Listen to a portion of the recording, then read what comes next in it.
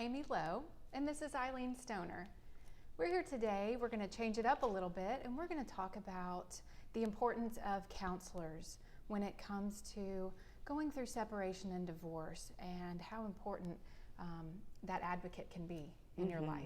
Thank you for being here. Oh, my pleasure. I know in the past we've talked a good bit about the importance of understanding divorces, at least in part, about the law and the importance of having an attorney to represent you. And we've talked about, with situations when you might want to have an attorney, how you might expect to pay for attorney, how to select an attorney. But I think you're absolutely right. Divorce is not only about the law, it's about your heart, what's going on with your heart. And the emotions and the questions and how to handle all of that. Yeah, agree. So when we think about what can be a help, where can you get some assistance as you're going through actually separation or divorce? And I would say that a counselor is an important part of your divorce team.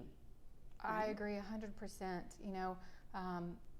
When you're going through times like this and situations can get sticky, it's great to have girlfriends or friends in general to lean on.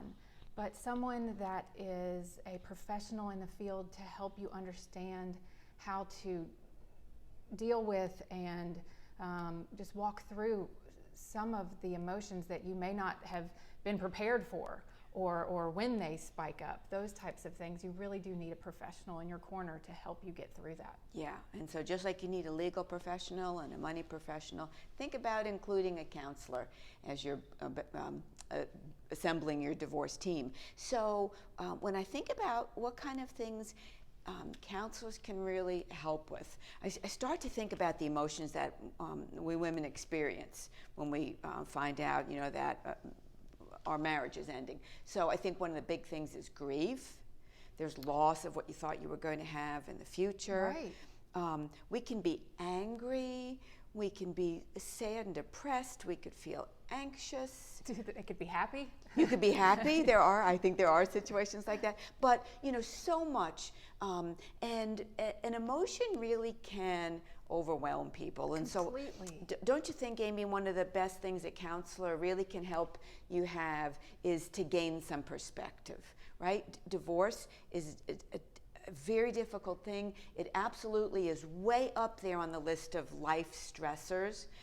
But at the same time, in order to keep a calm head and not be overwhelmed, I think one of the biggest things a counselor can do is help you have perspective. Right, managing those expectations, managing those emotions, and knowing that, yes, it is okay to go through all of these, and yes, it is expected, but then how to process and move forward. Yeah, and I've talked with women who they'll tell me they feel like they jump around in those emotions. One day they're really angry, and the next day they're so sad and they just want to cry.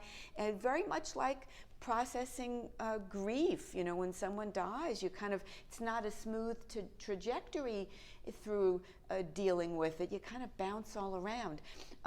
One of the other things I think counselors can do for us is actually give us tools, right, and techniques. Right.